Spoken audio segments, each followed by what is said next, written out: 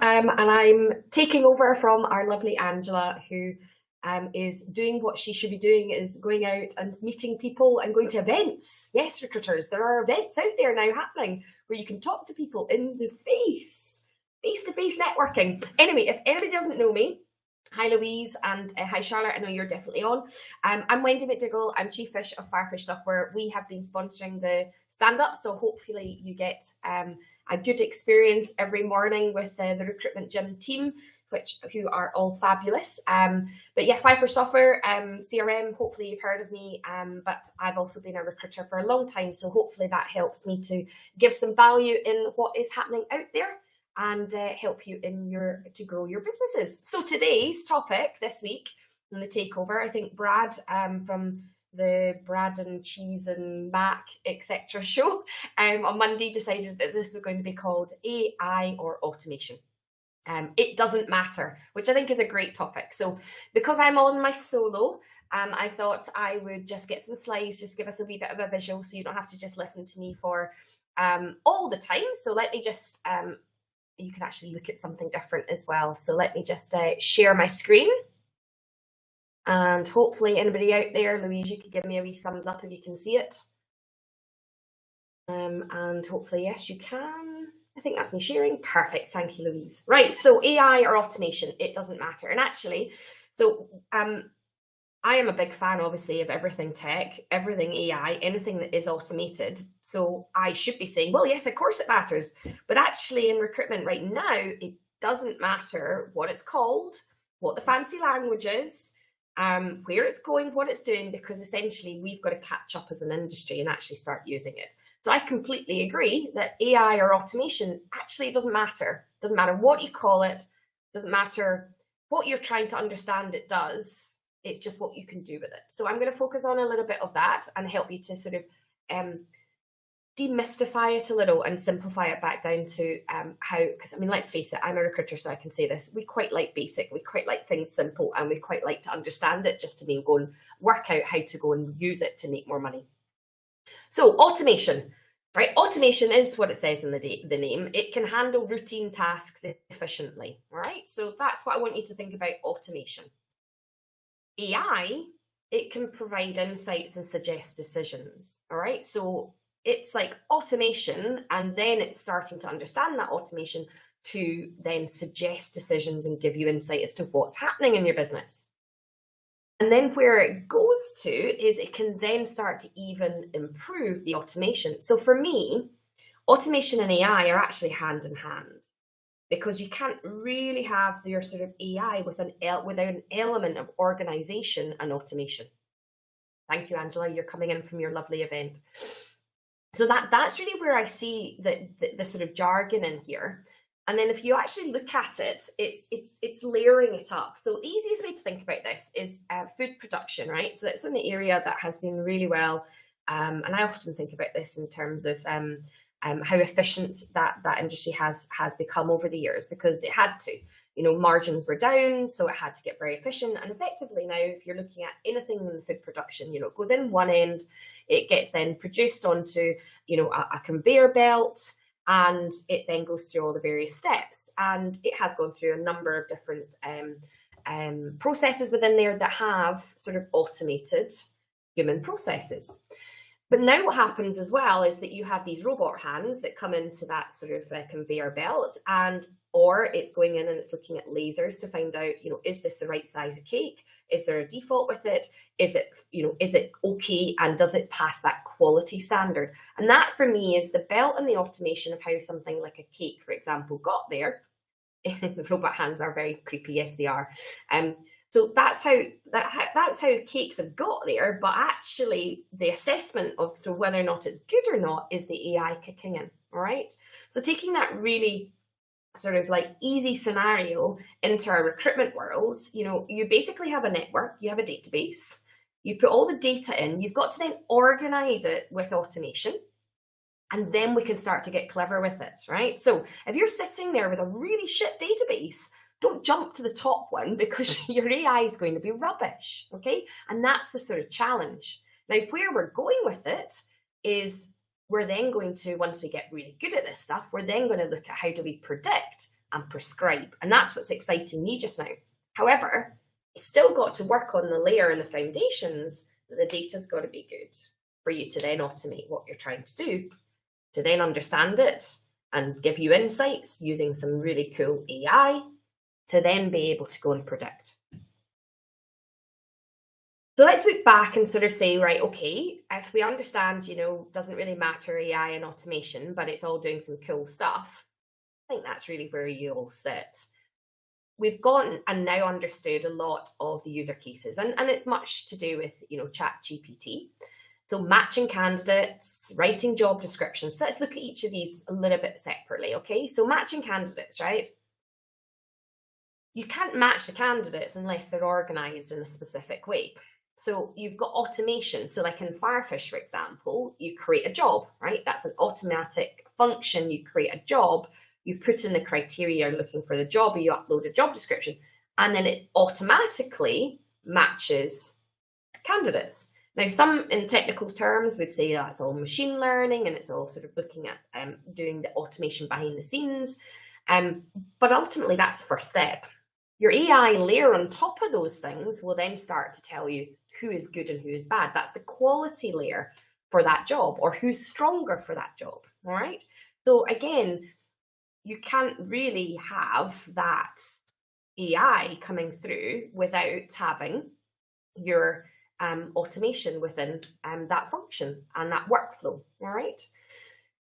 Next one, writing a job description or an advert. Okay. So again, you can do some great stuff now. We're already doing it. You upload your job description or you put in your job criteria, press a button and it gives you an advert. But that advert using AI, because it's going to analyze that data and then make sense of it, is going to be rubbish if the job description is rubbish, or the categories that you're categorizing that job in your data are rubbish. If they don't make sense, then it's not going to work. Okay. So easy thing here in terms of the next one, of Boolean searching. If I go in and look at a company's database and how they're working, it's one of the easiest things to be very lazy with is your Boolean search. The number of times that I see, a Boolean search term, just copying the title, right? So, it's not going to be rocket science if you have and you specialize in project managers, for example, you have a database of project managers, and then you add project manager as the Boolean phrase to that job. The results are going to be rubbish, no matter how much automation and no matter how much AI that you're going to throw at this thing. All right. So again, it's curtailed by how you're using your data in the first place in order to get the best stuff out of it. Now, I could go through all of these, right?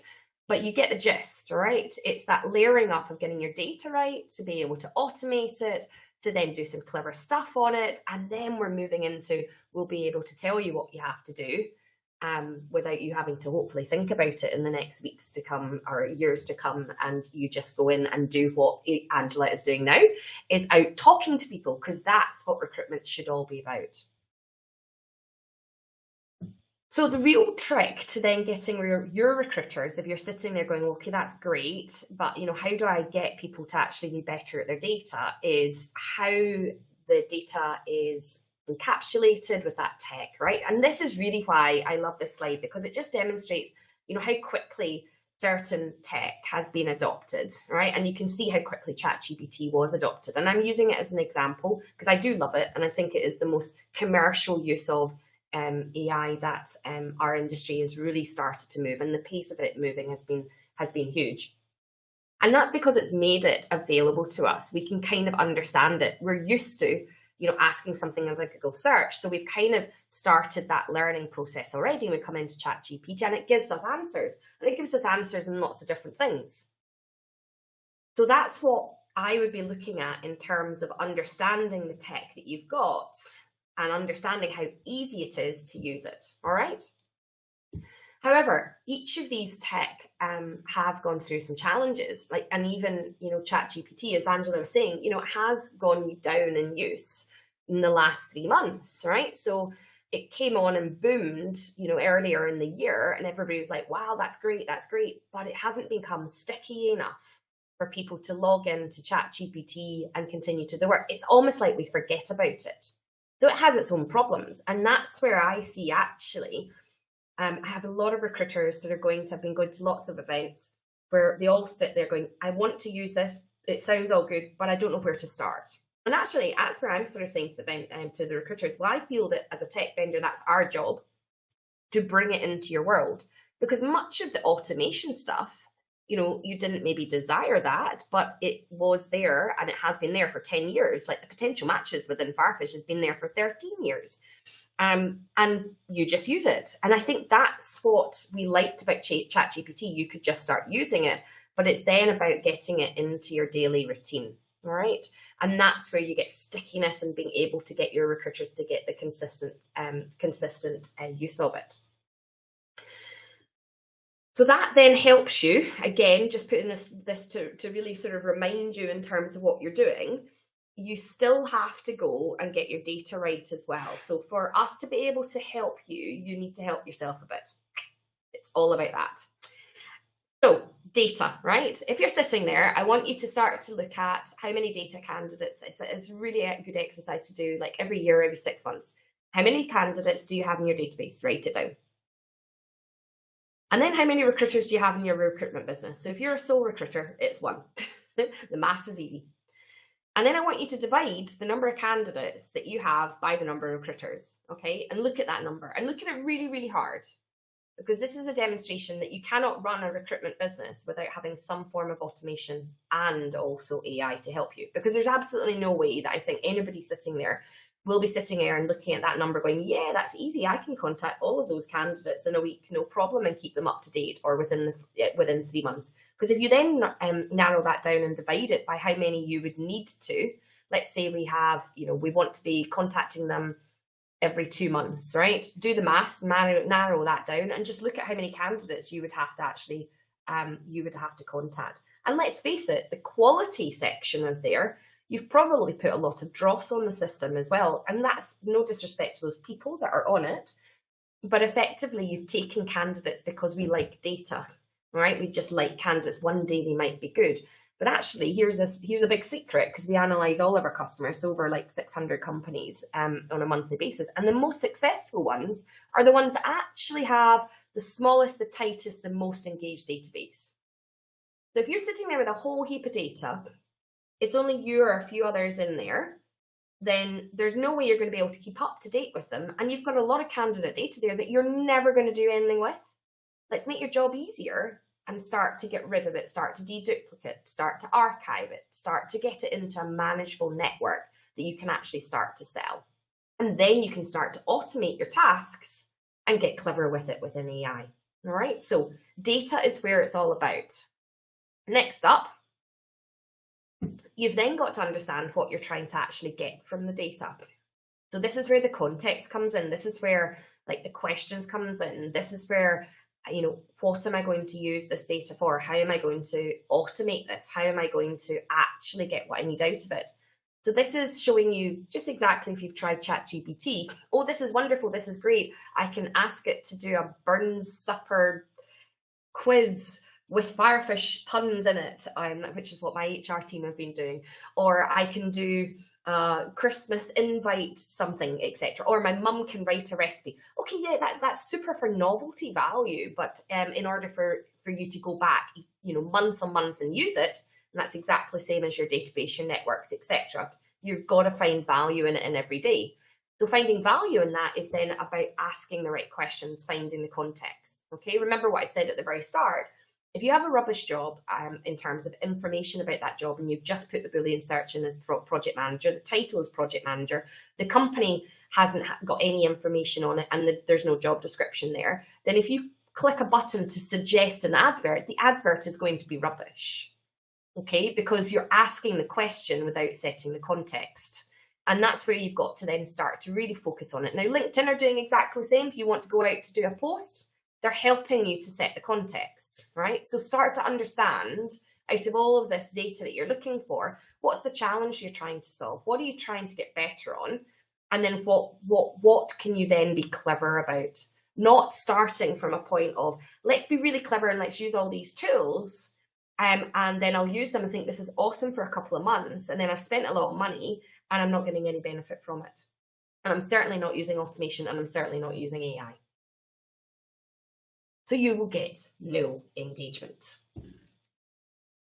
I'm a great believer of how you start this process, and this is just the last thing for your morning coffee to think about, because I always like to give something to think about, or 3 things to go away and think about and take from any session I do. And it's really simple and basic this time. It's just why, what, and how do you get there? All right. So using that principles, I use it in the business all the time. It's like, why are we doing this? What are we trying to achieve, and how will we get there? So apply that to, for example, right now, if you're sitting there running a business, let's hope you're doing some form of contract jobs, because permanent jobs have gone this last year, 35% down in general than last year. Contract and temps, they are staying the same. So if I'm running a recruitment business, I would want to be able to get into extending my temp or contract business. So why? Well, yes, there's business out there. There's opportunities. We know that companies are hiring contract and temp much more than permanent. What do I need to do? Have I got a contract desk set up?